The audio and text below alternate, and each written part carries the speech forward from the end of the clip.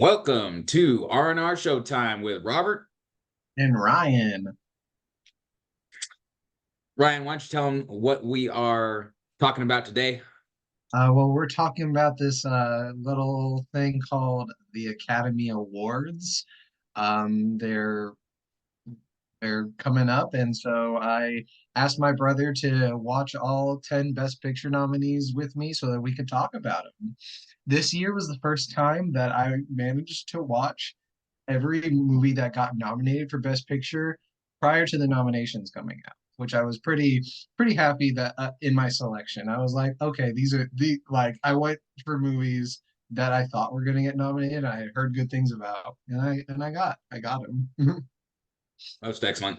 Funny enough, I'd only watched, I think, 4 out of 10 Yeah, before, so I had to watch about 6 movies in the last 5 weeks, which was, not actually too difficult. It was, I think I watched like two of them in one weekend, and then just kind of like went, one per week. I did squeak in the last one literally last night, but I will tell you right now that that one is not gonna not gonna be favored by any recency bias. So.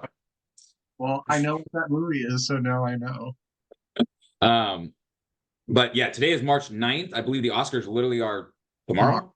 yes, Yeah. So hopefully you'll be releasing this tonight. And so, anybody that wants to listen could hear it ahead of the actual that, awards.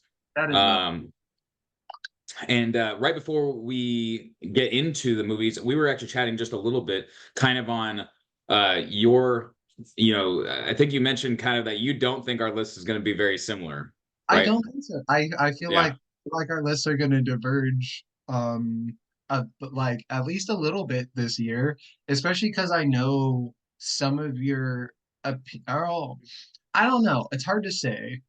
I genuinely don't know. But Yeah.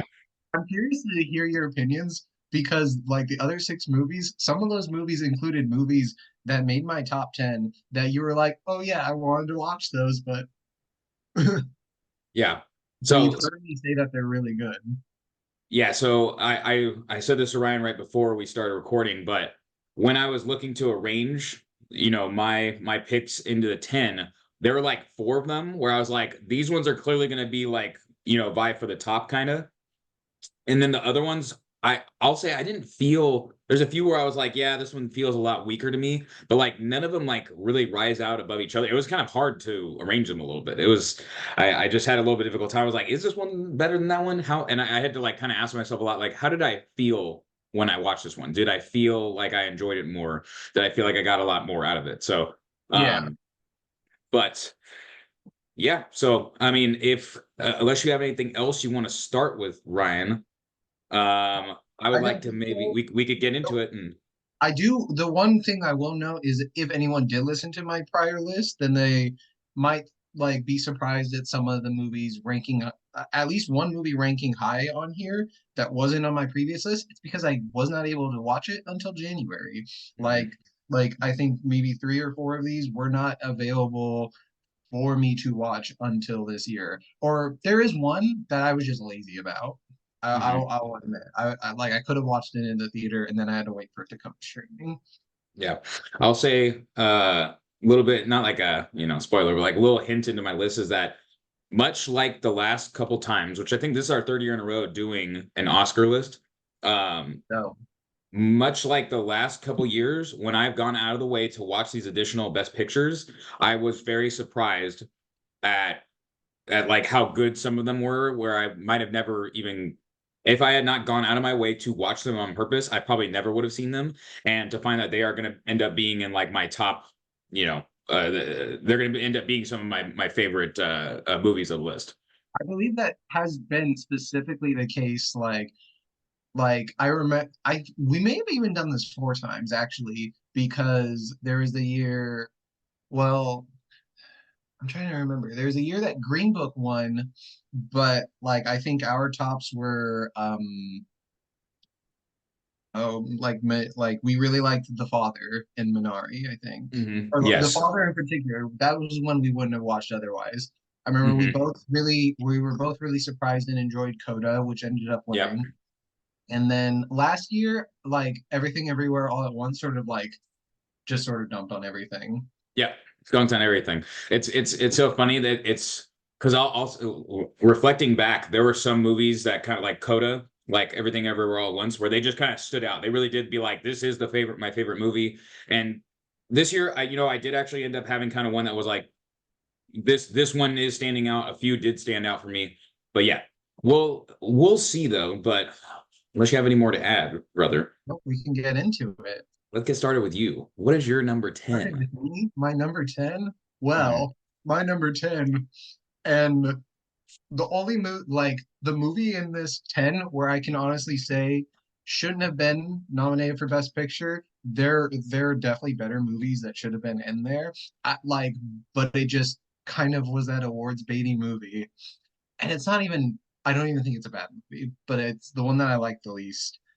I'm gonna say Maestro, Okay. the Bradley Cooper directed film on Netflix. And you know what? Maybe if I could have watched it in a movie theater, it would have been better. Like some of like the more impressive scenes of him like conducting, which he learned to do in real life. Bradley Cooper like spent years like perfecting how to do the Leonard Bernstein thing.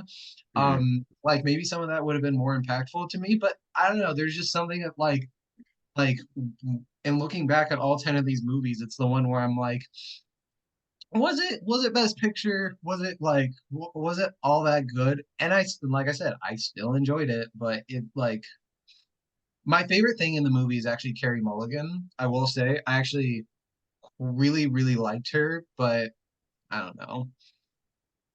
Wait, Okay. Respect. Um, that's not my number 10. So, yeah, I um, could tell because you it, didn't immediately chime in about it. yeah. Um, I I'll say that, to comment on Maestro a bit, that's one of the ones I was a little bit surprised at how much I actually enjoyed it more than I thought I would. I I, knew you you know, were gonna like it. I knew you were gonna like it. how'd you know I was gonna like it? What made you think that? So one of the things I actually do like about the movie is the way that it does the tonal shifts based on Hmm. periods. But like Hmm. that early bit where Bradley Cooper's like, "Hey, Sonny, oh yeah," like he's like the sort of like I'm like, you're gonna dig this. You're gonna dig Bradley I Cooper in this. Yeah, it did appeal to me. I really enjoyed Bradley Cooper in it. I think he did a great Yeah, job. I also really like Carey Mulligan. I think they both did a fantastic job. And again, this kind of going in the beat, these are all best pictures. All these are actually pretty solid movies. Even if there's some I didn't like as much in a sense, like I recognize it's more of a personal thing and that they're still in their own ways, like well-crafted movies, that do a good job. yeah. But, When um, when I said that I think it's the least deserving, part of that's mhm. also that I'm still salty about Saltburn not being nominated for anything. I will agree with that. Honestly, I was like, why is Saltburn not on this list? I have a friend who I won't, mention who it is, who really hated Saltburn. Like they thought it was terrible. And I was just like, I don't, listen, I understand there's some pieces in Saltburn that might be avant-garde, but if you let that be the reason you don't like the movie, respect to your opinion, but I disagree with them, It didn't even get nominated for best cinematography, which is which is that's ridiculous. but Yeah, what a yeah, crime. but even like I thought May December was actually it was really good too. Like I thought that could have been in there. But yeah, Maestro, Hmm. it's still good. It's still good. It's still an impressive achievement. Hmm. Yeah. Yeah.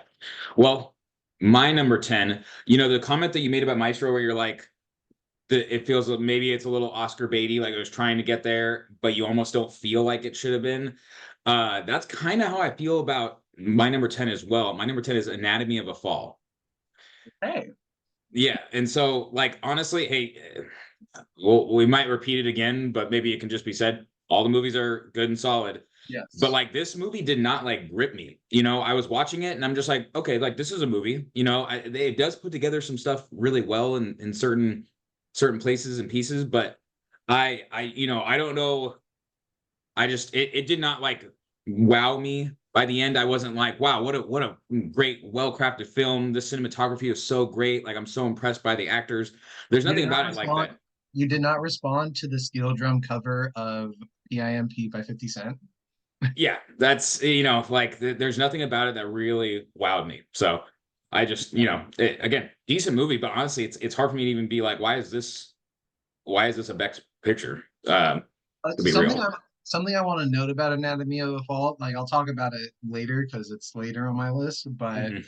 um is that it part of a bit of a an Oscars like disappointment or controversy, much like RRR last year. It would have been like an odds-on favorite to like do really well in the best international feature race, but its country didn't submit it. Same thing. So Anatomy of a Fall was not Mm. picked for, I believe, is it I for some reason I'm blanking, but I think it's France. That Uh, Anatomy of a Fall. I mean, it's certainly it's set in France, so Yeah. Yeah, like I get confused about it because Zone of Interest like is set in Germany, but it's a UK film. right. But I believe Anatomy of Fall was not picked for France's submission to the Best International Feature, and so a lot of people are disappointed that it wasn't in that category because it would have been an actual tight race between it and Zone of Interest in that Hmm. category. But now it's kind of obvious that Zone of Interest will end up winning it because it's nominated for Best Picture, just like last year, it was obvious that what was the war movie? All Quiet on the Western Front. Yes, that one was obvious because it was also nominated for Best Picture. Yeah. Yeah, so What I that's just what do, I want to note that about Anatomy of a Fall. what I do want to say, and every time I've been in the position because of the best pictures or for whatever reason, to go out of my way and watch like you know, more foreign films, I always appreciate watching them. I don't know, like maybe being able to watch another culture and hear other language. I just I don't know if it's because I'm older now or something, but I find an appreciation in it. I actually really enjoyed that. I do actually want to touch upon like when we get done with this list, I want to talk about some of the international features because I was Mhm. able to watch most of them, all but one. I would love to. But let us continue on. I guess it would Your be number my nine. number nine. My number Yes. nine. So this is going to be funny enough, a movie I really, really wanted to like more. Like before I watched it, I was like, I thought it was going to be great. I was like excited for it. And after I watched it, I came out and I had to be honest with how I felt about it, right? Killers of the Flower Moon. It's also my number nine. You Oh, were well, leading perfect. into it, and like I was like, this is Killers of the Flower Moon. Yeah, it's what I understand is it's the way I felt about it was like it was a real slow burn of a movie, but the point of it being a slow burn, most slow burn movies like they take a long time to get to where they're going, but once they do, it kind of has like a payoff. This Yeah, movie almost never really feels like it pays off very well. Like we get to something that's what you would call a climax, but yeah, in my opinion, it doesn't feel very climactic. It yeah. I agree with that. And like I like heard commentary about the movie, and I sort of understand why people really respond to it because like the point of the movie is to like that the resolution is there really isn't a resolution. Like this is a Mhm. tragedy that happened. Like Yeah. and you're just watching this tragedy unfold, and you're like just sort of like seeing it happen before your eyes, and you Mhm. think like I think like you go in like wanting something better to occur, but it Mhm. doesn't. Yeah. And like there is something compelling to the tragedy of Killers of the Flower Moon, and like Martin Scorsese knows how to direct, and these actors know how to act. Like Leonardo Hmm. DiCaprio is really good in it, Robert De Niro really good in it, Lily Gladstone, Hmm. like she's nominated for best support or best lead actress, and I think she has a good chance of winning. Hmm. And honestly, rightfully so. Like she was really strong in it. Um, but like it there is like sorry, cat. There is something to Killers of the Flower Moon where like I just never quite responded well enough. There's a cat behind my computer, but yeah. Yeah, it is. You know, and I might think it's kind of a little bit of setting expectations because what I'll say is the commercials, the advertisements really do set it up to look like it's going to be a little more exciting, right? And it's not that it had to be exciting, but again, it just the payoff.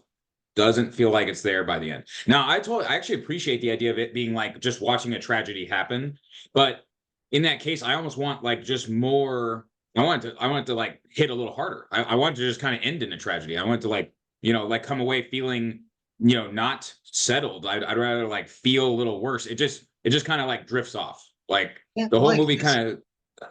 I actually like the way that the movie ends, and I don't know if you recall, it ends with like a basically a radio play describing the end events of the film, which like I like that. Like weirdly Mhm. enough, I like that, but like I almost wish that the groundwork had been laid for that to be the ending.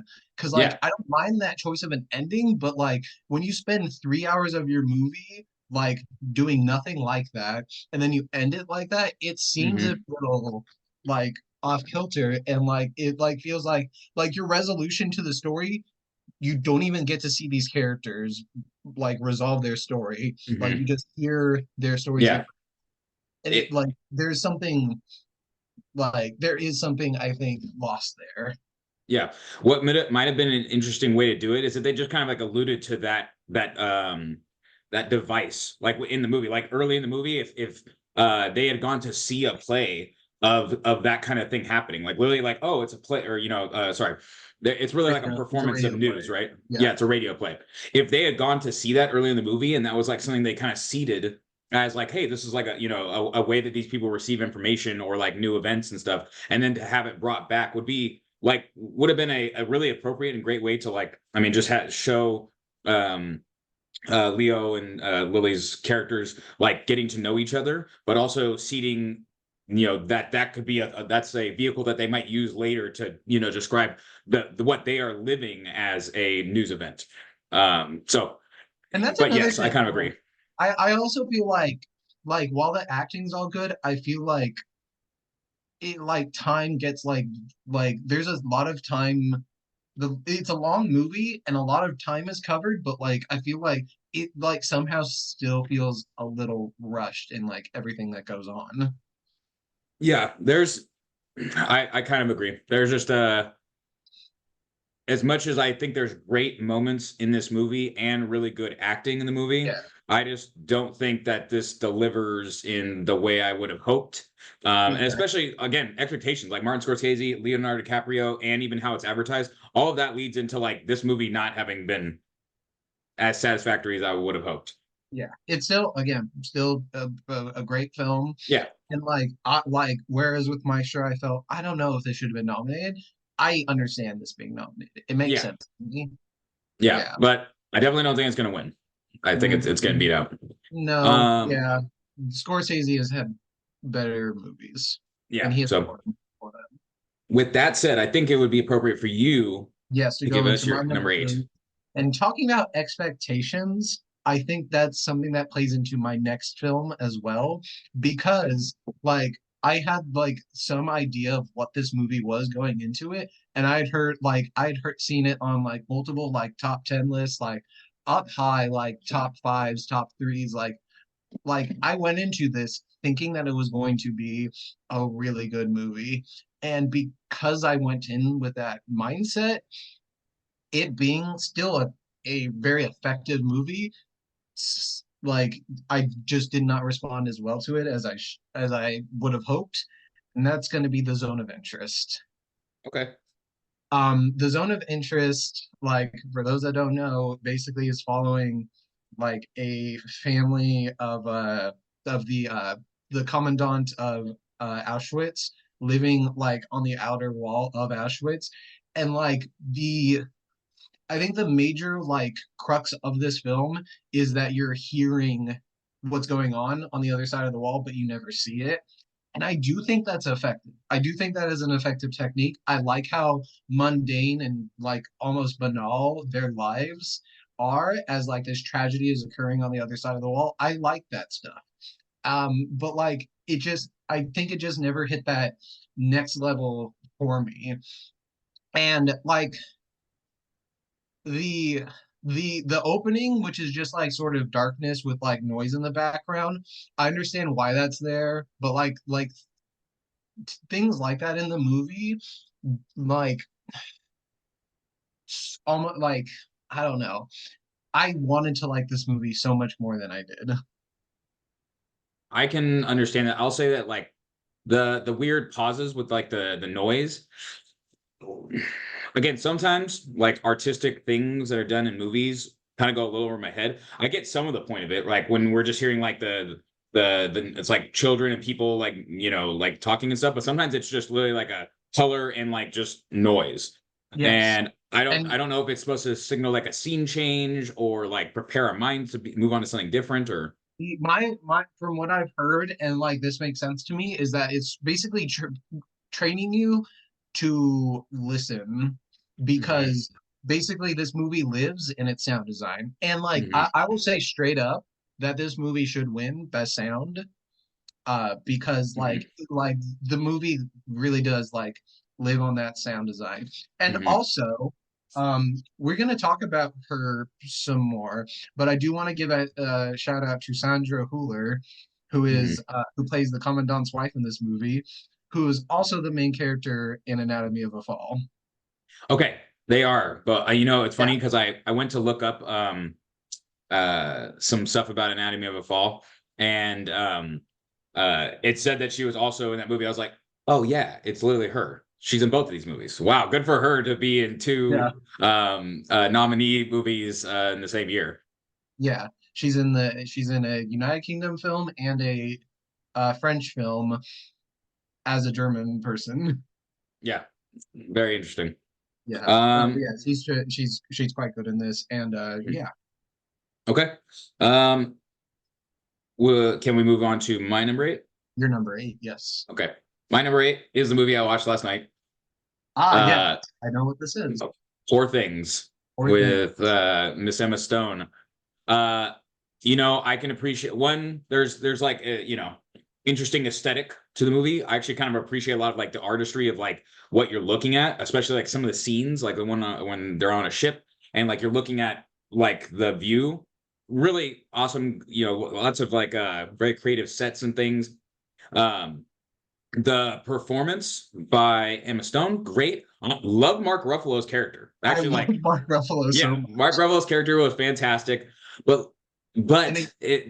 in a year of stacked supporting actors, like Mhm, he like mm, mhm, I'll talk about him more yeah, later. Mr. Duncan Wedderburn. But it's the movie. I don't know, just wasn't quite for me though. Like I was watching it, and I'm just like, it got a little better for me as it went on.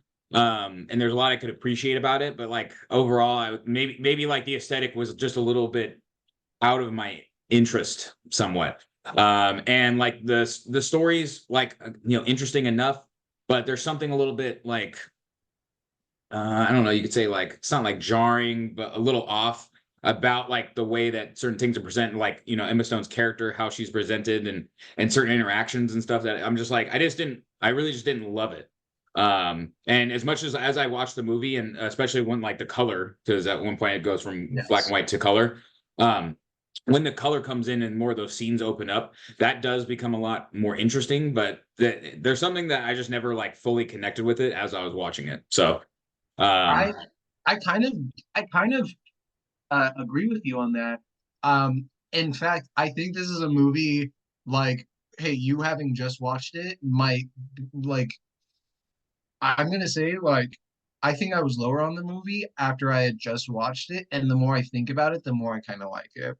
mhm, For me, this is a movie that like because it's gonna be a little bit later on my list, like, but I sort of do like echo some of your opinions about it, and like this is a movie that I like critics that I like have put it as their clear number one of the year. mhm, One of my friends who watched like pretty much most of these best pictures was like, "Oh yeah, yeah, this Poor Things movie, that's my number one." mhm, Like it when it hits a person, it really hits them. Um, mhm, but yeah, like I do sort of agree with where you're getting at though. mhm.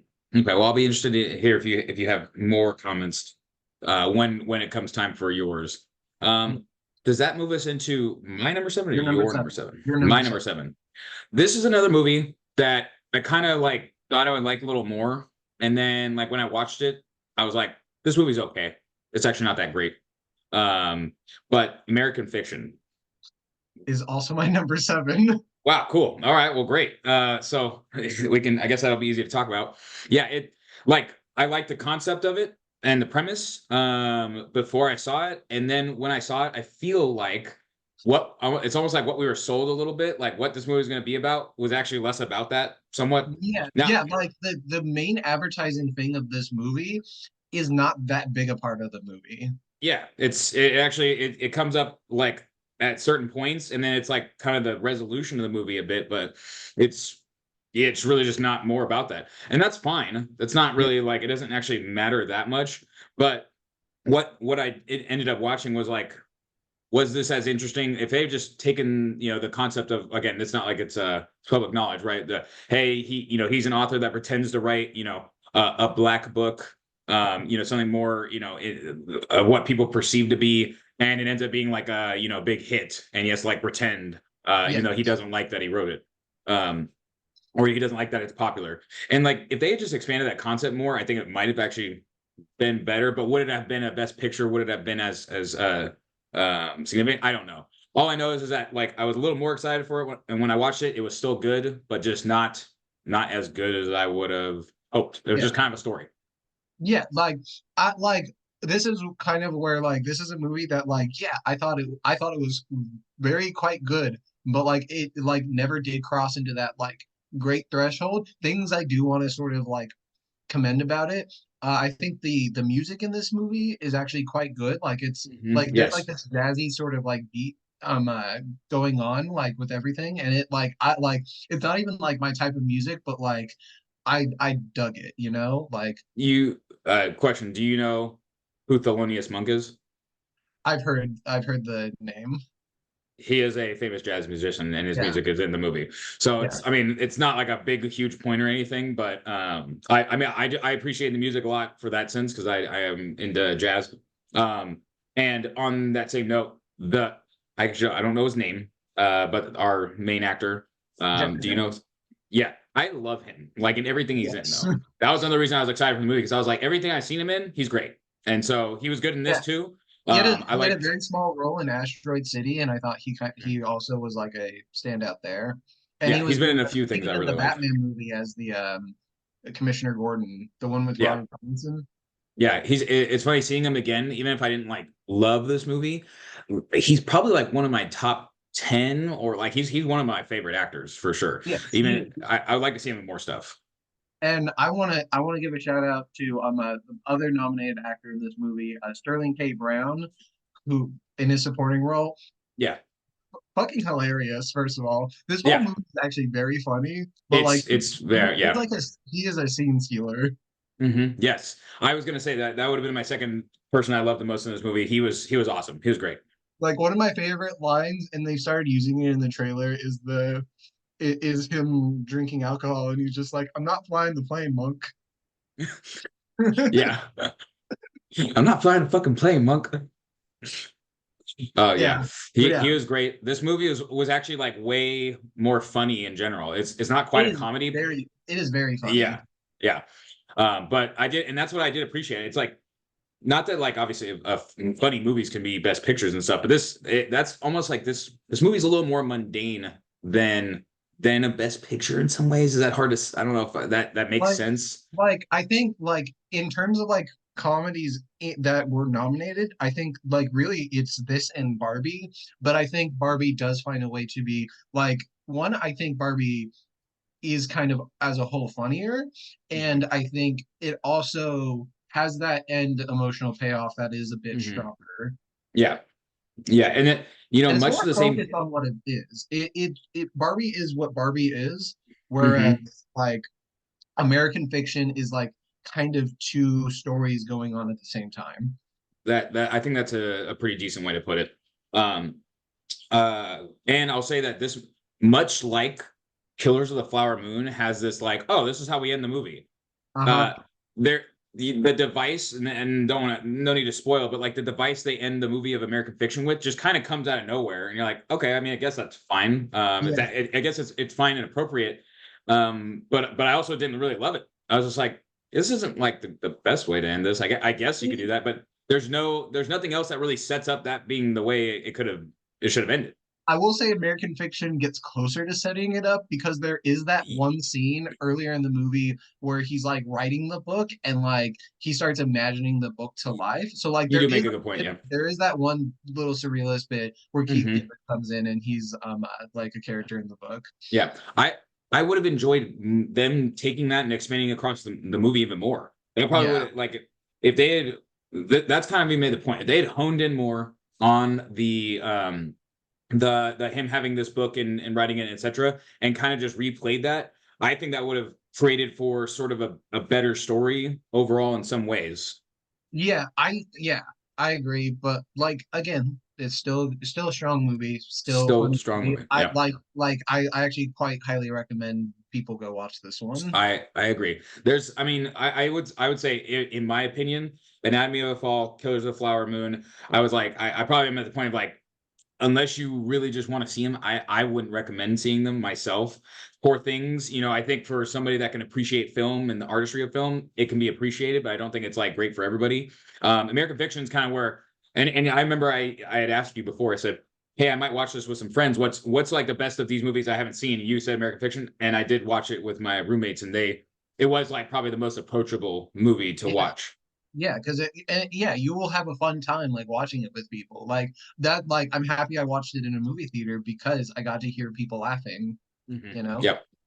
Yeah. So with that, I think we would move on to your number six. Look at that. Hey, we got two dope matches in this list. I So I know that's already pretty mhm. impressive. This one will not be a match because you've already said it, but my number six is going to be Poor Things. Okay. Um, again, echoing some of what you had to say, like it there is like a level of the artistry like that, like I view it and I see it and I really respect it and I admire it. Hmm. But like there is something to it that I kind of wanted more from it. But yeah, like Emma Stone, very good in it, very good Hmm. actress. I kind of don't like that she's like an odds-on favorite to win Best Actress. Like I Hmm. understand her being nominated for it. Like Yeah. I agree with her being nominated, being in the five, but having seen the four other women that were nominated for Best Actress, I kind of want any of them to win over her. Okay. Particularly Lily Gladstone and Carey Mulligan. I think both of them, for me, I responded to their performances more. So here's something I want to say about that, what you're saying right there. And this is kind of why I totally agree with you there. And it's why it's something I think I realized it with the movies that I liked this year is that what I really respect a lot more is when you can do a great job with the movie and with the acting of communicating like a power and subtlety, you could say. Mhm. And like Emma Stone doing a good job acting, like she's given a lot to work with. Like Yeah, again, not to say that like acting's easy, but like I feel like she's this role doing a is, lot of acting. yeah, she can go over, like she's literally being asked basically to overly act this out. Like I Yeah, need you to act like you're like a like you can baby. barely walk and all these Yeah. things. Yeah, you're like a baby, you're barely learning. That's like a such a different role. It's so overt. You can do so much like to like make it, It's work. easy to see that she is acting, basically. And like Yeah. to be honest, like that's kind of the case with the other four, with a lot of like the best actors and actresses in general. Like you can see the acting going on, but Mhm. like yeah, like I like again, she's very good in it. Mhm. But I like yeah, like not like was I don't quite see it. Yeah, Uh, again, I respect, I think in Lily Gladstone or in the I forget her name, but the one that plays in Zone of Interest, and in uh, Anatomy of the Fall. yeah, she her nomination is for Anatomy of a Fall for lead. Yeah, so and I respect the subtlety of that performance being powerful more than I respect the significance of Emma Stone's acting in Poor Things. Yeah. So if that makes sense. Yeah, but hey, let's I need to reiterate this. Mark Ruffalo kills it in this movie. Absolutely. Like if 100%. he was not up against RDJ and Ryan Gosling, like he would Mhm. be like really like bad timing on that part, but like Yeah. yeah, like the man. I literally feel like that is unfortunate. Like, because he's the best part of the movie in a Yeah, sense to me. Like, truly, like, stand out.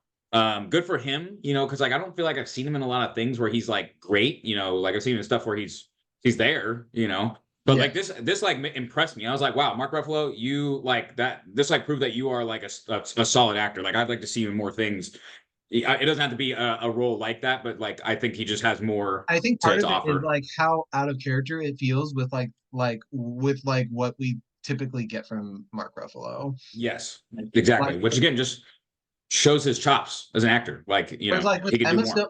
Emma Stone playing this character, it almost kind of like, oh yeah, Emma Stone makes sense for this.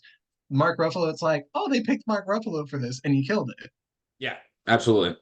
But yeah, like Uh, I like, but yeah, to sort of like because I've been a bit critical of it. I like the imagery of it. I like the aesthetic of it, like the title card things. Those are actually quite impressive to look at. It's a visually stunning movie. Yeah, there's a lot of good things. There's a lot of like art in this movie. It yes. is like it's good. I respect the art. I don't love the title cards. Again, that's like just a part of how it doesn't jive with me as much. I'm like, oh, these what are these? Why is this here? But that's just me.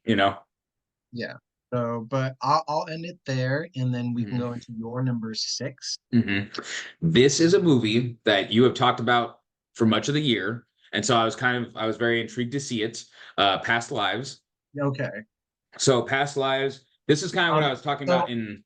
I can actually sort of start talking with you because it's going to be my next movie at number five. Oh, okay, perfect, cool. So yeah, hey, look at that. We're see not quite the same, but we're close. Yeah. So Past Lives. I would say this is one of those movies that I sort of mentioned where a power and subtlety, right? Like, is Mhm. it is Very it is much this like a so. crazy dramatic movie? No, but like it feels very subtle. There's like moments I can think of where it's like when she I don't know, like when she like wakes up at the like artist house and like she's like looking out the window and sees this thing. There's so many little subtle things in this movie that feel powerful. And Mhm. there's other movies where I feel the same about that and in the performance or just in the way it's shot or presented. And I just really appreciated that.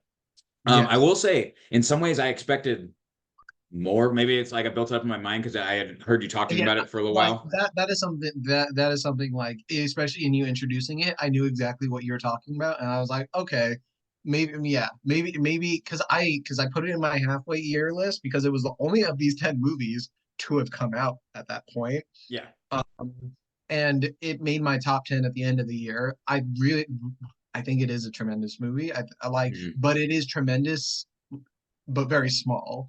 Like, Hmm. so much so that like I'm happy it got like a few nominations. It's not winning anything. Yes, I agree. I will say this, not spoiling anything. I, it's we talked about Killers of the Flower Moon, and I can't remember which other one we like how it sort of like drifts off or something like that. This movie actually ends in a way that's like, while not satisfying, also is kind of satisfying. I I don't know think if you felt that way. I think it actually has a very strong ending, like the way that it Yeah. chooses to end it, and like the thing. And again, I've talked about this movie in two other videos, but like there Hmm. is like this beauty to it, like this beautiful like tragedy, and like I Hmm. think some of the cultural touches to it, like the I can't remember the word because it's been like over half a year since I've watched the movie, but like that the word that is brought up as like how they are linked Hmm. together. Yes. I Like also don't remember what it is, unfortunately. But it was, yeah, it's like a beautiful concept, and like they introduce it, a good way into the movie. And yeah, I think the movie does a great job embodying exactly that. Like this movie is that concept, and they bring it back a couple times to like evoke that. And that very last moment really is, like again, I'm not even going to talk about it, but we know what we're talking about because I would recommend seeing it, and I don't really want to. It's not like a big spoiler, but I think it'll reduce the significance of that last moment to talk about it too much. also when I mentioned earlier that I wasn't sure about like Emma Stone like winning Best Actress, like I kind of feel like Greta Lee was like sort of like, left out of the conversation. And Mm. like I again I kind of get it, but like she is doing a really good job. Yeah, I agree. Again, a power and subtlety. That's uh, that's what I recognize in this movie and some other movies from some of these other actors, and I I really appreciated that a lot this year in some movies. Right. So But that I would lead sort of, us into it would my be number your five. number five, yeah, because I basically skipped through to get to my five. So, This is you the top know, of the list. this is the top five. I almost like it's funny how this ended up here. And like I sat there thinking about it, I was like, it even if I felt certain ways about certain other movies and stuff, Barbie at number five, where it's Barbie like at number five. I'll say this movie wasn't made for me, right? But I could appreciate what it was. Like it just did its thing, you know, like it was the movie it set out to be in its own way. Fucking I'm just Ken. Anywhere else it'd be a 10. Yes. And again, there's a lot to appreciate and respect about the movie. As much as again, in some ways, it was not made for me, but I respected everything it did what it was trying to do. And enjoyed it. You know, it was funny. It did have its own like message and theme that it went with. And you know, Margot Robbie's just great. Like I'm not even talking about her acting in general, I'm just talking about like her. And Like Ryan her Gosling, just acting, absolute killer. yeah, her acting though is very strong. And Mhm. again, like I've brought up the actress category a few times now, but like her not being nominated, it felt kind of wild. Like when it occurred, Yeah. when she did not get the nomination, that was kind of wild. And Greta Gerwig not getting the director nomination, like even if this is not your taste of a Mhm. movie, like she I directed agree. the shit out of it. Like I don't think this should win Best Picture, but I do think that Greta should have been nominated for Best Director. And Yeah, again, if you're gonna give like Emma Stone, I only go back to it because it's like if she was nominated and people are so, but it again, that's almost an easy thing to act. It's like, hey, I need you to act like very clearly, like evocatively in this very strange way. I need you to step out of yourself to embody something that's a little more. Again, Barbie's not like subtle. It's actually, you know, in some ways, it's probably somewhat easier to do Barbie than maybe some of the other roles. But I agree though that Margot Robbie did a good job there. I think she deserved a little recognition for that, and I definitely think Greta Gerwig deserved more recognition as a director if she was nominated. yeah, yeah. Like Martin Scorsese, he's had his nominations. Like he didn't need to be Mhm. there. Yeah, but it's I think that's kind of just the favoritism a little bit. It's you know Yeah. Spielberg had a movie that was even somewhat good, and it would have ended up there. Martin Scorsese, it's kind of the same thing. I'm imagining. But yeah, Greta Gerwig though, I believe only director to have their first three feature films all be nominated for Best Picture. Good for her. She deserves Yeah. it. They're all great. So So I think that leads us into number four, which for you you, said, yeah, you said that your top four are the ones that sort of stand out, and right now we're gonna share two of them, like oh, because you cool. named two of the rest of my top four already. Okay. Um, So my number four is gonna be, and I really, really do love this movie. I'm kind of with you in like this top four are kind of like the ones where like these like are like standout movies. My number four is gonna be The Holdovers. Most excellent. Yeah, that movie again, surprising. Glad you recommended it. Went and watched it by myself in theaters, and I was just like, God damn, this movie's good. Like it's you know, getting away from it further actually makes me think it's better. And I've done a lot of thinking about like because there is like this race between Paul Giamatti and Cillian Murphy on like they're the two like sort of going at it to win Best Actor. I've done a lot of thinking on it, and like while I like Oppenheimer more as a movie, I want Paul Giamatti to win. I agree. Like Divine Joy Randolph is like is very likely to win. Like she's pretty much a lock. I wish that I don't remember the actor's name, but the main kid. I wish he had gotten a nomination because I think he's really good in it. Apparently, he's Mhm. done no acting prior to this movie. That is, I would say that that is pretty impressive because I mean, he definitely he embodies that role really well. All of them really do. Yeah, I'll say this about Giamatti is I don't feel like he's acting. I truly watch it and I'm like, this is just that character. Like this is a real exactly. person. That's it. And like, Hmm. yeah, it's It's a Christmas movie. It's a feel good. Like there's like some tears to it. Like it's just like a movie. It sort of frames itself as a movie they don't make anymore, but Hmm. they made it. But he made Yeah. it. Yeah, and it takes you through so much range. Like, I mean, again, it's like a little sad, it's a little like heartwarming, it's a little like kind of like teaching you a lesson. Like it just touches on so much. And yeah, I like how you said that. I don't know if you heard that from somewhere, if you came up there. It's like a movie they don't make anymore. Yes. Yeah. But yes, live again, it's when I came back to think about this, I did, Holdovers did end up in my top four where I was like, this is easily, one of the better movies on this list. I had no doubt in my mind how I felt about that movie.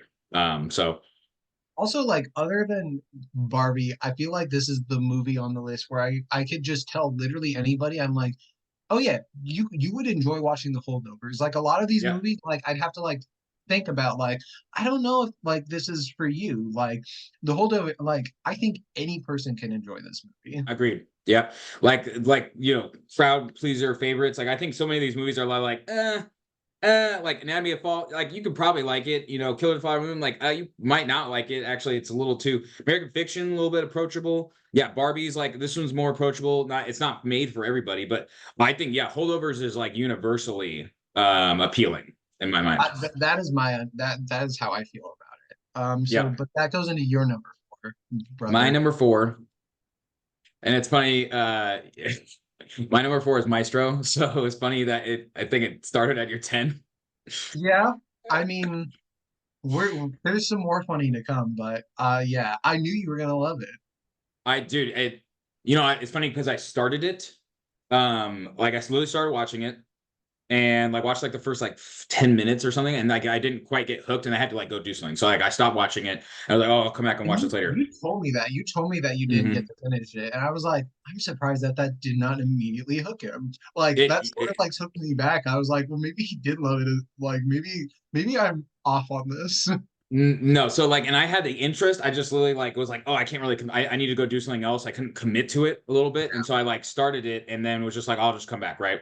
But yeah, once I got like past the same point I went through, I was already interested in it, but as it went on, it surprised me how much I liked it. And I think Bradley Cooper is so charming and does such a great job in that role. I did not know who Leonard Bernstein was. Like I didn't have a good concept of it, Uh, and all I knew him as was one of the names in "It's the End of the World as We Know It," which they throw that into the movie. yeah, Leonard Bernstein. yeah. What this movie again in a biopics, I think at their best help you feel like a person's life. And maybe it's muddied because there's so many biopics we watch where we have an idea of who somebody is, right? Like Elvis, you have an idea in your head, like even Elton John. Like there's so many people who are, and it's not like Leonard Bernstein isn't known by some people. Like it's just me. I didn't know who he was, but and maybe in some ways it might have been an advantage that I went into the movie not really knowing who he was. And I felt like at the end of that, like I had gotten such a good experience of who Leonard Bernstein was in like so many. I don't know, it like I came away from that like feeling so much more of what his life was like, um uh without having known who he was. Like I came away, I was like, wow, I feel this person now. um and I can't really say that about like every biopic I watch. I think that's like always the highest, Yeah, goal. And again, it's kind of like, even if I feel like Bradley Cooper like really was this guy. I believed him so much. I was like, like I just believed it. I just was like, this is Leonard Bernstein right now.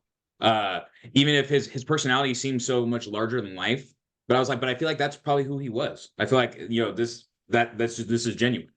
I kind of like I don't know if you've seen the Bob Marley movie. I I haven't. feel like that movie kind of does like a poor job at like really giving me a sense of who this person was. And yeah, I Hmm. do agree that my show does a much better job at like Hmm. conveying who this person was. So like I have an idea of who it is. And like I like some people have criticized the fact that like it focuses a lot on his relationship with his wife. I kind of really dug that. I I agree.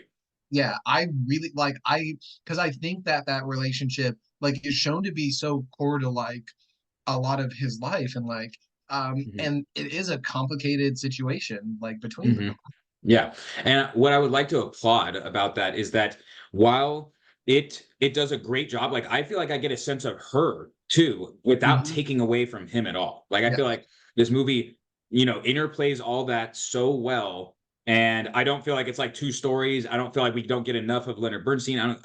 Whereas like maybe in American Fiction, how we had the feeling of this is almost like kind of two stories intertwined a little bit, and we feel like it's two things. I feel like it's blended perfectly, and I get a sense of both of them, even if the focus is Yeah. Leonard. I so yeah. I respect that you enjoyed the movie. So is that going into your number three then? So Or my number three. So I'm wondering if maybe our number threes are the same, obviously because we only have so many options left. Uh, but number three is Oppenheimer. or it is not. It is not. Okay, so then I think we're at the point where we have an idea of what these final ones are. Yeah, our top threes are not going to line Mhm. up. But so three, Oppenheimer. All the things that have already been said about it, right? We already talked about it in you talked about it in your top 10. We talked about it in the, halfway mark. Oppenheimer, gravitas, big movie, the subtlety of making what is in itself mundane singular events into something that's so massive and big. Great performances across the board. I mean, yeah, there's not like a ton to be more said about it. I just, know that even funny enough, it wasn't in my like top 10 for last year. Mhm. But it is still a significant movie. Yeah. And I came back to really think about it more, and I was like, yeah, the thing is, this felt like great when I watched it. I really had to go more on like a lot of like how did I feel coming out of the movie. I actually felt great coming out of Maestro. Coming out of Oppenheimer, I was like, wow, that movie was big. That movie was big and significant. And yeah, so it takes my three. It earns the 3 hours that Killers of the Flower Moon did not. Um, That is a and good way to so put it. and quite in theme, our number three is the Barbenheimer experience, because my number three is Barbie. Okay. Um, yeah. I love it. I love that our number threes are the Barbenheimer experience. Yeah, like I love Barbie. Like I almost weirdly enough, like there was a part of me that almost like put it way lower on this list because I was like, it's just Barbie. Like there was just like this thing in my head where it's like, well, Barbie shouldn't be this high. And then I was like, no, this movie fucking rocks. This I movie thought the same thing. It being at number five for me kind of was like, why is Barbie this high on my list? Like, but I was like, it still just is that good. yeah, like Greta Gerwig directed the shit out of this movie. Hmm. Ryan Gosling has all the Kenergy. Margot Robbie is great as Barbie. The music fucking slaps.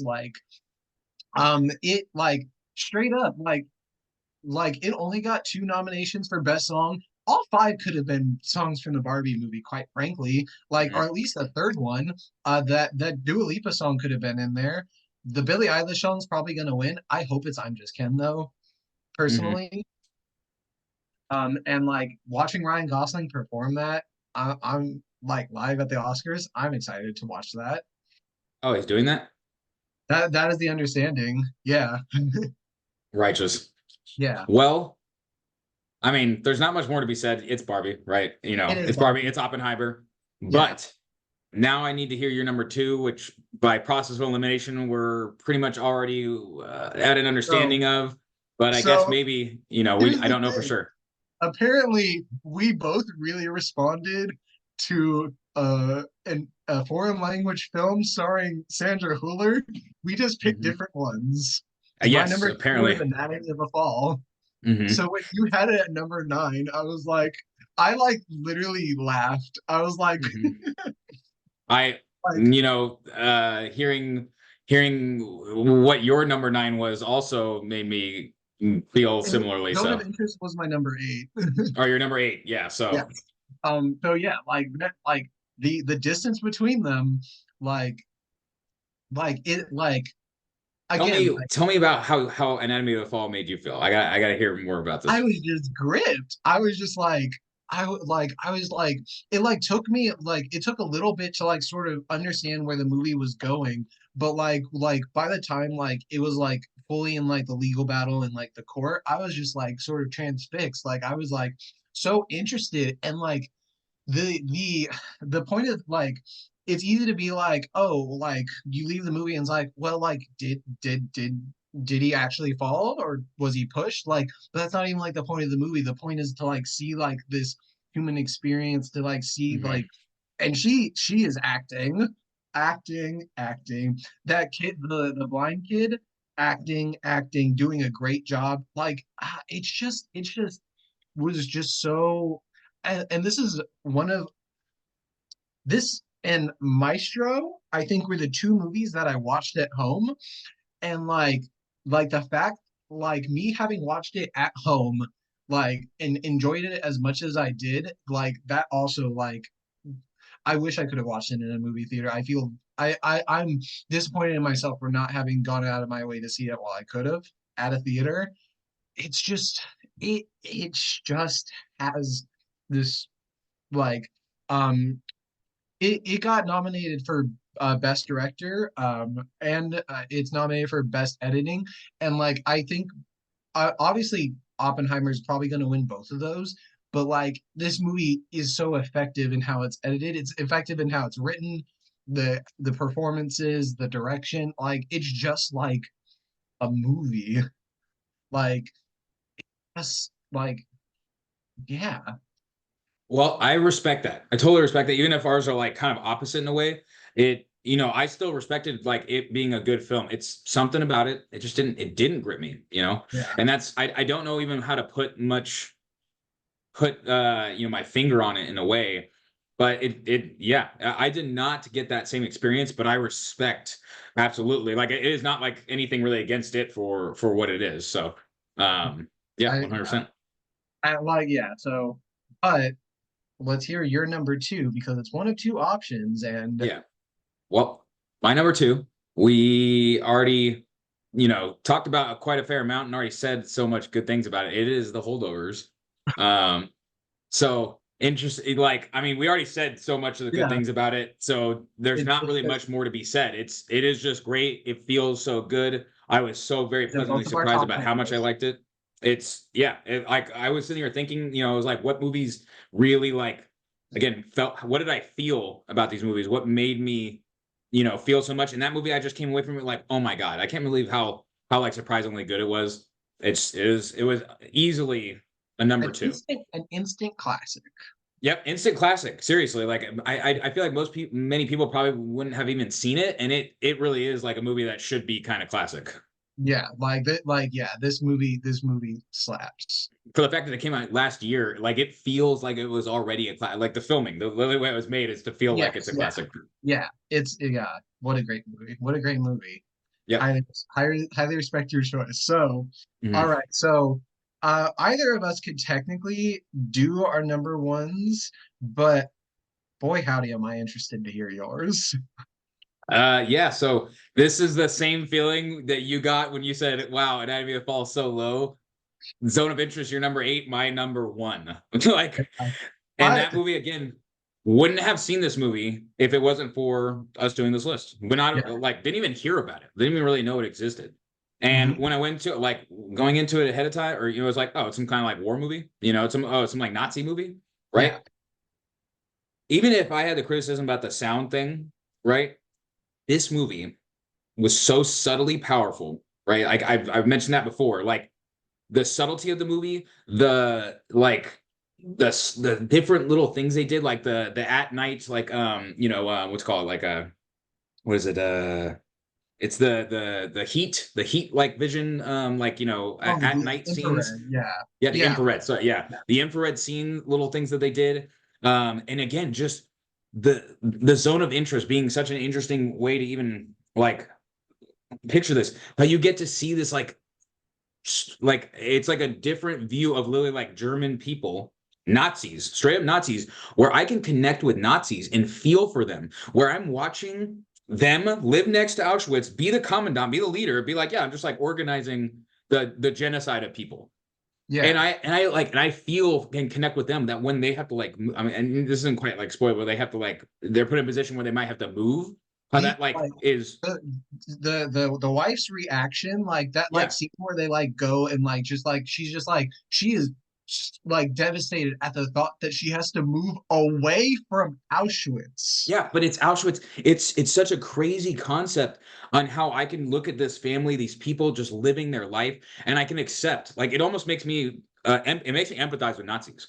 Like this movie, and again, it doesn't make it okay. This isn't like some kind of apologist movie, but it No, yeah. like makes Like, you like actually understand like the mindset of these people who are just people, like just kind of living their life.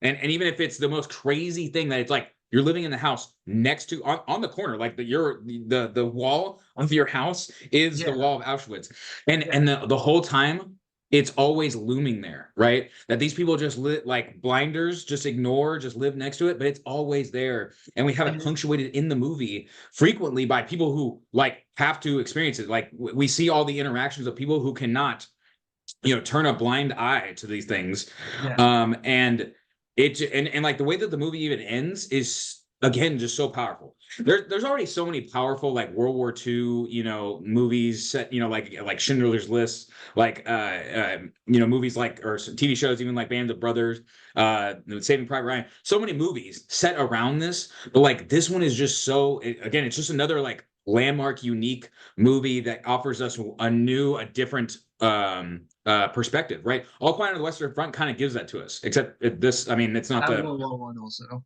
yeah, it's World War One, but it is like a hey, seeing things from their perspective a little bit. But it's a little bit in a different way. It's like it's on the front lines of battle and seeing how much they have to suffer and everything like that. But this is just this seems like such a crazy like view into something so unique.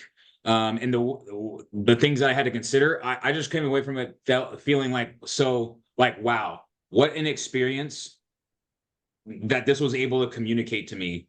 Yeah. It's like so many of the other stories are like, oh, I can like it makes you empathize with Nazis. Like, Like phrase banality of evil also is something that I've mhm, heard thrown around about this movie a lot. The way yeah, that like what they're doing, what they're condoning, like because like the dad, like the main character of this movie, he's not just like oh going along with it because like the Nazis are like in yeah, charge. Like he is for it. Like he is like killing actively, people. Like he is yeah, on board. Like and so is like so like the whole family's pretty much like we're in on this. Like the only yep, time we see a person like take pause is like when the mom shows up and like we see like her like trying to just sleep through the night through like the fucking horrific like yeah. lights Her and stuff. literally recognizing what's happening, like the Yeah. smell, her seeing it, and how everybody else is. It just is like whatever, like This is no life. big deal. But because she's come from somewhere else, right? That the perspective that she is actually not like she's related to these people. She's German. She's obviously for a thing, but like for her to be put in face of that thing that they literally live with every day. That children Yeah, are just brought up with. yeah, like there's just so many like subtly provocative moments, right? There's a moment where a Jewish guy comes with a bag of ash to spread on their garden. Hmm. We don't need to say what we don't even need to talk. It's not like they explain anything. It's not like they say more, but a Jewish man comes in and spreads ash all over their garden. And you're just like, what the fuck? And it's again, I like that term, like it's the banality of evil. Like that Yeah. is a great way to say it. There's so much in this movie where it is like it's just it's nuts. It's actually nuts how much of this movie like it's juxtaposing like what the ridiculousness, the severity of like how horrific in some ways these things are, and how it's just literally like right next to people living their normal life. And so, like again, I just think it feels crazily powerful. Like how I could be like witnessing all these things, and it all just be so again, the subtlety, the banality, right? Like that, exactly what you said is a great way to encapsulate it. Yeah. Yeah, like I wish I liked it. I wish I responded to it more than I did, if I'm honest. And because like the very concept of the movie is something interesting and something provocative. But yeah, I'm really happy to hear that you actually enjoyed it as much as you did. Yeah, like that's I'm happy about that. So my number one's kind of obvious at this point. Because like there's only one movie I liked more than it last year, Hmm. and my number one's Oppenheimer. Um, Hmm. like, hey, we both have World War II movies at number one. Well, Um, yeah. that World War II, great. It's just such an interesting time. It's yeah, so much to work with. I mean, World War II movies probably won't, it'll. I don't know if they'll ever fade from the human experience being a thing. It's just such rich, a rich like I mean, in the sense that it was recorded so much. There's so much actually to know and understand about it, Mhm. and it's always going to be like the depth of like human experience within World War II. So Yeah, I mean, but not yeah, surprising. Oppenheimer though, like seen the movie 3 times. It's 3 hours long. I've every time I watched it, I have not been like a second bored. Like it has this musical rhythm to it that it just keeps you interested the whole time. Like it takes like people like scientists talking about like the physics of a nuclear bomb or like people like in like a legal like judicial hearing like that you get this like stuff that like on the paper like feels like it's kind of boring, like it's not that interesting, and makes it all so like captivating. Like it's just it like I don't think that this is Nolan's best film as some people have claimed. Like I wouldn't say that. I'm always going to be partial to The Dark Knight, and like but like the fact that this may be his like that he's finally gonna get the best picture, best director, like that really like he should have gotten like for freaking Inception, for The Dark Knight, maybe even Interstellar to be honest. But I think Interstellar is something that people have come around on more. Hmm. Yeah, it's just a astounding piece of film, and like it just sort of towers over everything in my mind. Hmm. Like like like I've said it, like I've talked about Saltburn, that is like there is a certain level where I'm like, I feel like there's something personal here that's making me like this so much. So I can take a step back and even recognize that Oppenheimer is a better movie. Hmm. Oppenheimer deserves best picture in my mind. And I think it is gonna win it. I think it's gonna win quite a few awards, quite frankly. Yeah, tremendous cast, the editing, the direction. Christopher Nolan directed the shit out of this movie. Yep, 100%. I think Yeah, there's in these lists obviously they are subjective, but it is I don't think it's a subjective statement to say that Oppenheimer is a fantastic movie and it deserves a nomination and it if it wins it will have certainly deserved it. It is and objectively a good movie. and something of note about Oppenheimer is that if it does win, it will be the first movie since Return of the King to be a Best Picture winner and also like a huge blockbuster movie. Oppenheimer has gotten close to $1 billion at the box Mhm. office. Like for a 3 hour movie about a Mhm. scientist, that's crazy. But people responded to it. People go are went to watch it. Mhm. And like, Which it attests to the directing. Like there you to have directed this and made it significant is a feat. yes, it's Mhm. yeah, like it like he ah, I Yeah. I went into the year excited for Oppenheimer and Barbie. I was like, Barbenheimer, I'm there day one. And like and yeah, it really like lives up to the hype. Yep. Not like I mean, there's more that could be said, but there's not much that needs to be said.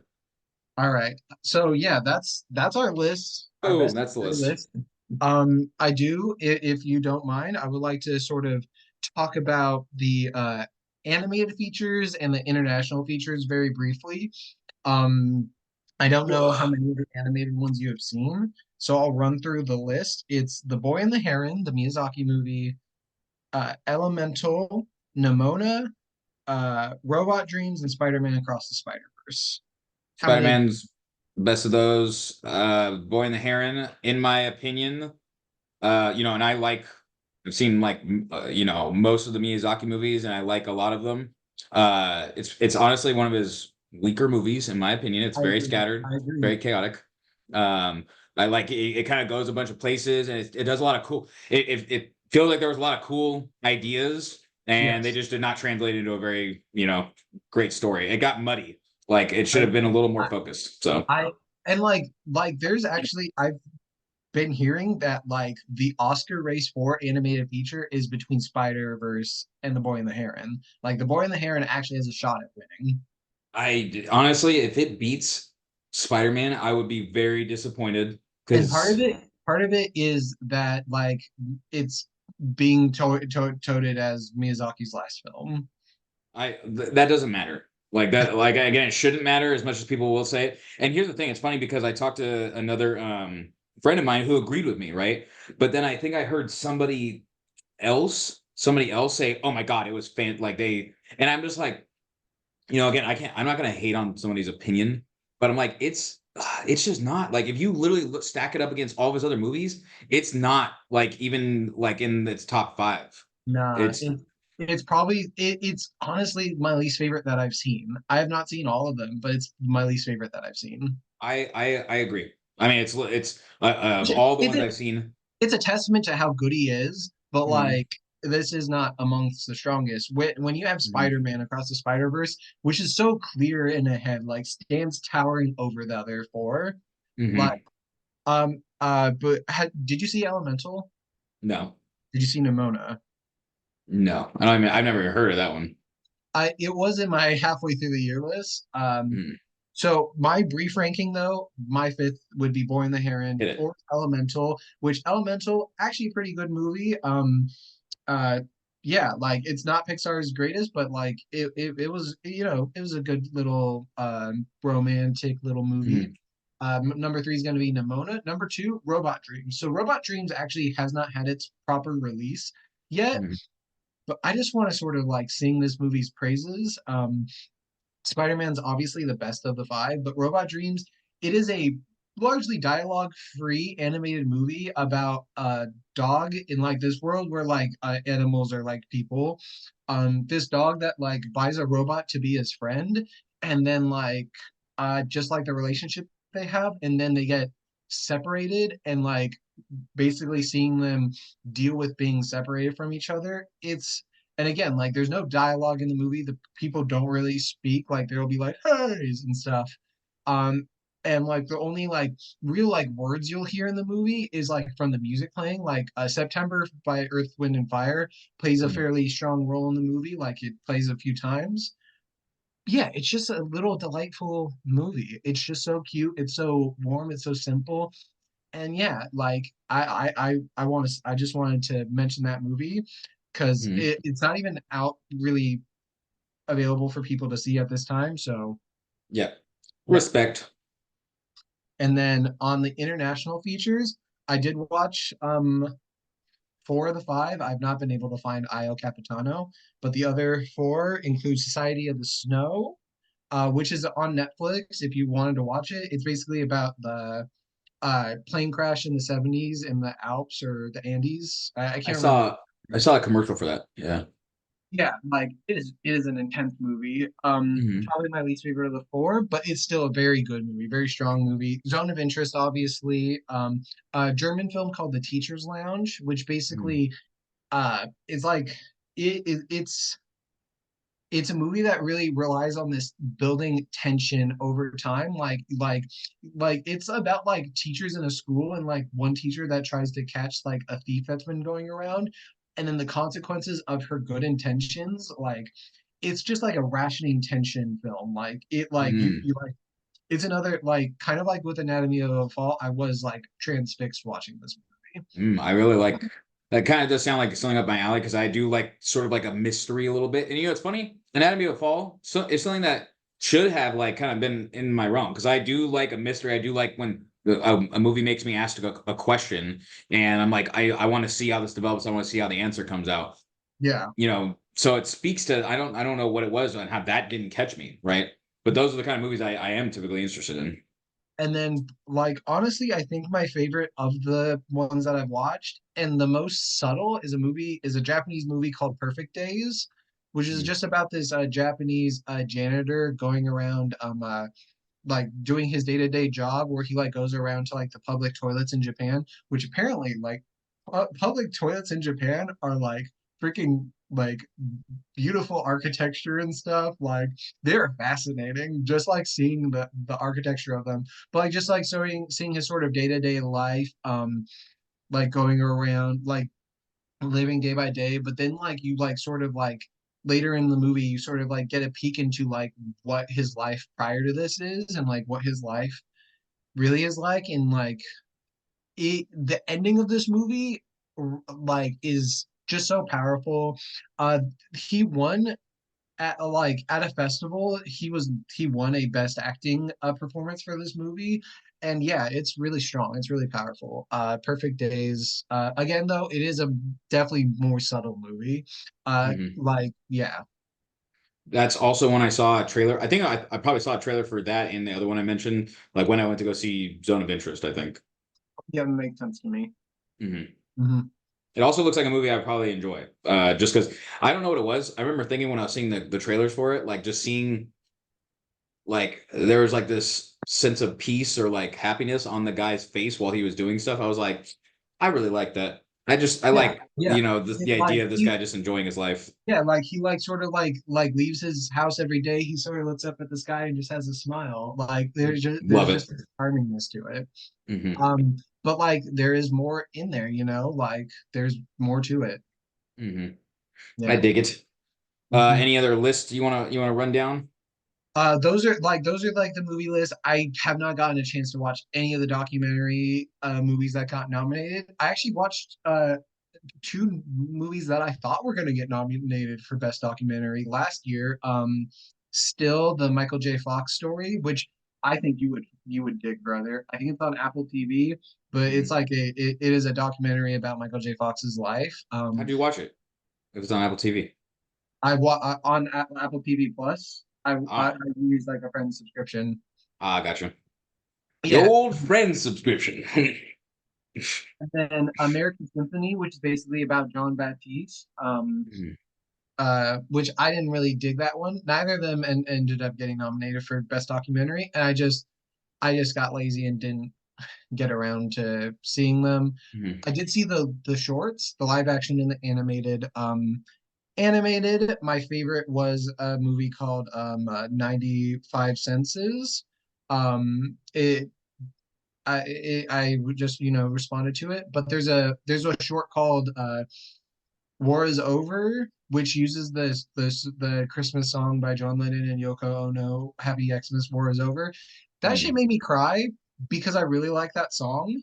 But it's like very hokey, and like the movie's probably gonna win animated short because it is so hokey. But it's like not actually that exceptional to me. Mhm. And then for live action, it's the wonderful story of Henry Sugar. I can't remember if that's the exact name. It's on Netflix. It's like 40 minutes and it has Benedict Cumberbatch. And it's directed by, oh God, what's his name? Oh, Wes Anderson.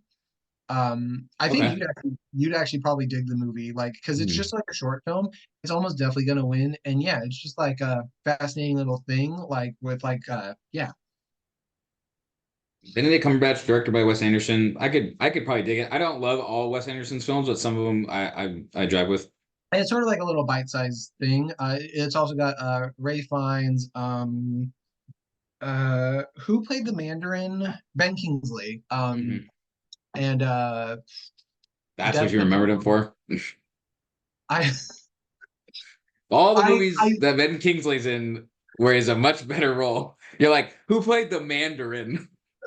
I haven't even seen Iron Man 3. I haven't even seen that movie, but like I went to that because I felt like it was the easiest one to like connect into. Yeah. Um, Dev Patel, Richard Ayoade. Yeah, like it's a small cast. It's a short film, but yeah, it's just it's just like a little. It's just sort of masterfully done. And Wes Anderson apparently has never won an Oscar, so like this is going to be his win. Oh, nice. Very cool. Good for him. All right, but other than that, I think we can wrap it up. Yeah, I mean I think we got through everything we have to say. Uh in your opinion, brother, if you were gonna recommend like somebody go out of their way to watch one of I mean, you might it might easily be said, you're our number one. But if you had to leave off and say, go take time, spend money on it, buy it, rent it, whatever, to watch one of these films, which one would it be? Maybe If it is you've just your seen number one. if you've seen zero of the movies that have been brought up here, I honestly think The Holdovers is the movie that most people would like watch and like have a good time with. I genuinely think that Holdovers is the has the widest appeal. It is the most likable movie of all of these. I would 100% agree. Yeah. So if Yeah, you made it to the end here with us guys, like go watch Holdovers. It really is literally worth your time. Like, I think 100%. I think if you look at like our two lists, like if you were to average out our things, our like the highest scoring movie would it's either Oppenheimer or The Holdovers, because Holdovers was your two and it was my Four, I think, four. right? Yeah. Where'd you have Oppenheimer? I had Oppenheimer at three. Three. I technically Oppenheimer like evens out a little more, but like I yeah, Holdovers, tremendous, great film, great Mhm. movie. Yeah, Agreed. and I love movies. Absolutely. Go watch movies, guys. Yeah, go watch movies. Watch them in the Watch good theaters. movies. Awesome. Okay. Well, I think that's it for us. I think we will sign off. So until next time, this has been Robert. And Ryan, Have a good one, folks. ye